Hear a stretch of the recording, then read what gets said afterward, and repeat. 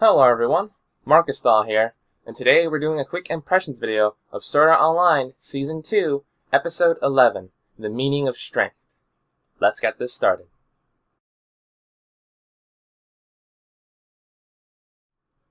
For the spoiler-free impressions of this video, I might say overall that it was actually pretty decent in terms of progression.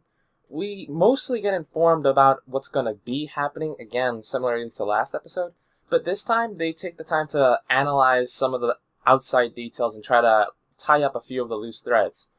So for the most part, if you're looking for a bit more information, you're going to get it. However, if you're looking for a more complete resolution, unfortunately it seems we're going to have to wait at least another 2 episodes before we get in on that. So, I'd say if you really want to watch this one, it's probably a little bit less, how should I put it, emotionally heavy and action heavy compared to the previous 2 episodes. But at the same time, I think there's enough there that it's worth giving a look-see at the very least during the first watch-through of this series. Now then, time for the spoilers. This episode gets kicked off with a bit more of a resolution to last week's emotional plot thread, whereby Kirito tries to explain to Shinon in this situation how he deals with his emotional baggage from his 2, or is it 3 in this case, kills back in Sword Art Online's days, whereby he says, "I'm trying not to forget them, and basically I will atone for my sins by doing that." Which, I swear to Sanctuary, that sounds exactly like what you would expect out of almost any shonen anime. But, then again, what can we expect since it is shonen in genre? Anyhow, once that little thread with the whole emotional thing is cut off, we actually start to get into a bit more information. This time they gloss and cover over, really, the entire way or suspected method that Death Gun uses to kill. They take in the details that we could have extrapolated from earlier episodes, whereby we noticed that they put a bit more emphasis on the whole entering your name information scene than we normally be put in most situations, and it seems that that might be the key to the situation.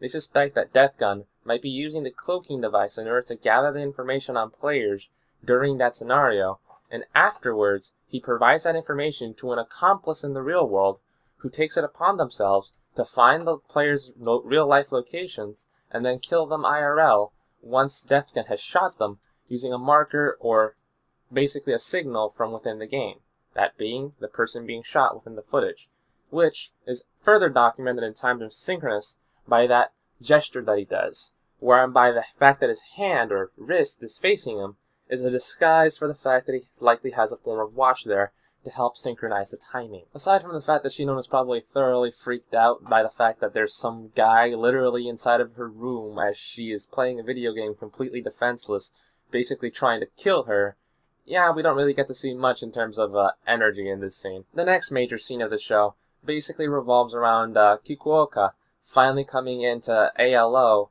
from IRL after being called in by Asuna. He explains the situation with Kirito, although it seems Yui managed to extrapolate the majority of it, and elaborates that there's been a situation with Death Gun being a suspect for the murders, and he seems to have been informed just now that Death Gun is likely a member of Phantom Coffin, which I'm actually kind of curious. Wouldn't you think Kirito should have reported something like that if he found anything? But, anyhow, it's reported that he's a member of Laughing Coffin, and essentially all we're told is that there's nothing I can do because, one, the company that developed GGO is a foreign company, and as you can imagine, working things out between foreign nations isn't exactly something that's going to happen in 1 second. So, it's clear from that, and I suppose, that they can't really get that much help from the American side. And in terms of, actually, like, getting Kirito out of there or something, Kirito's there of his own volition, mainly because he wants to, help the other players that are in there, so it's kind of understandable that everyone would see why he wants to be there.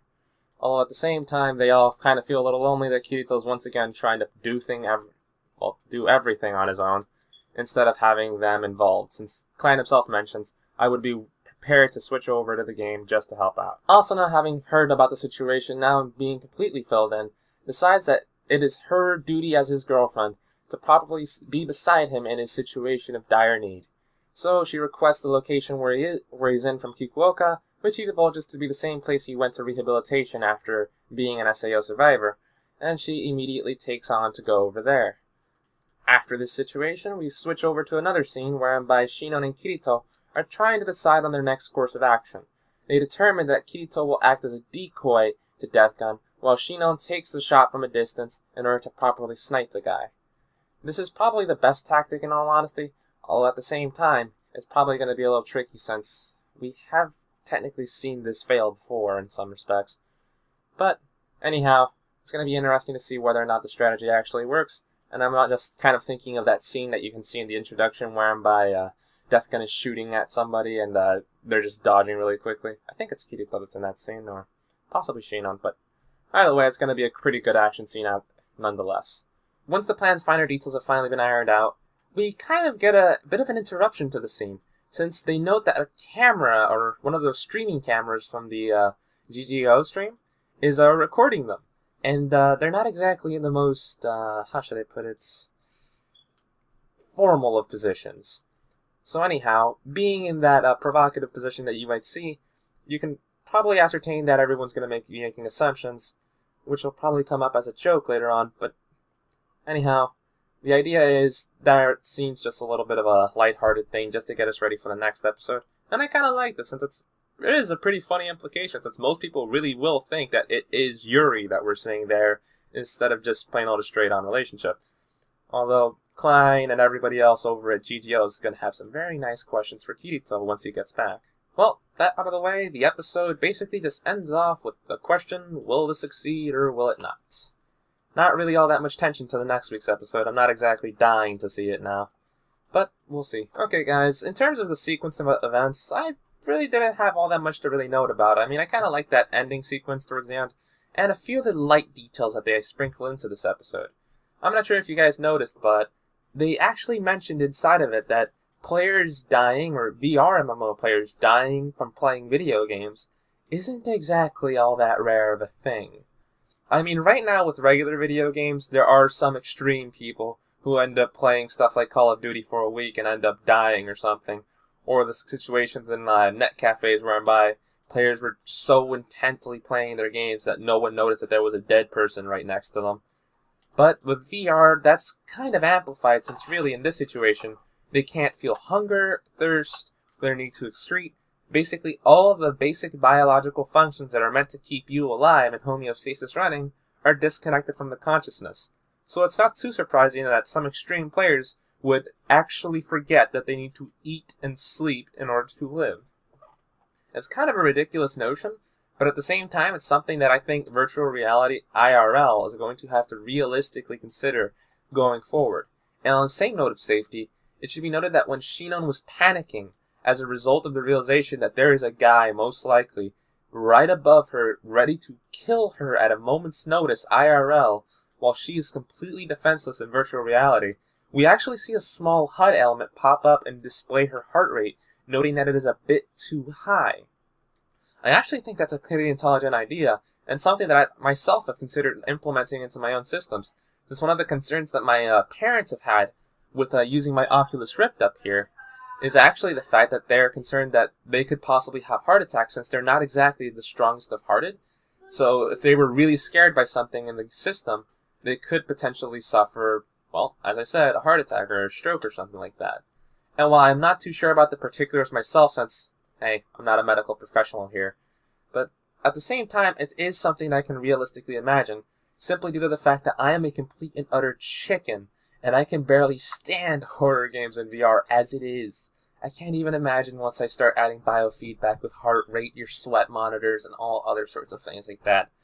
Add in procedural horror, and you're going to have somebody pee and completely become incontinent. Well, everyone, it was overall a pretty decent episode. I'm not going to say it's one of the better ones of this season, but I can't necessarily say it's one of the worst ones either. It didn't exactly leave me disappointed, and I kind of got something out of it in the end. And it was a pretty fun thing to watch from the overall sense. We know what's going to be coming up next episode, since now they've basically just laid out the bullet points, and it's going to be interesting seeing how this plays out, since now we know that we have two things to be worried about instead of one. The first thing to be worried about, Death Gun in the game, but the second one, Death Gun IRL, who is most likely trying to kill a small girl inside of her own room. Well, everyone, that just about does it for my impressions of this video. If you guys want to know more or less where you can watch it, I suggest checking it out on Crunchyroll if you have a premium subscription. Although do note, I do believe the European or non-American regions actually have a slight delay right now of 1 week due to licensing issues. Although I do believe Daisuke and your local anime subbing system will probably have it up sometime today or later on tomorrow. Well, everyone, that just about does it for my impressions of this episode. This has been Marcus Dahl, lying out.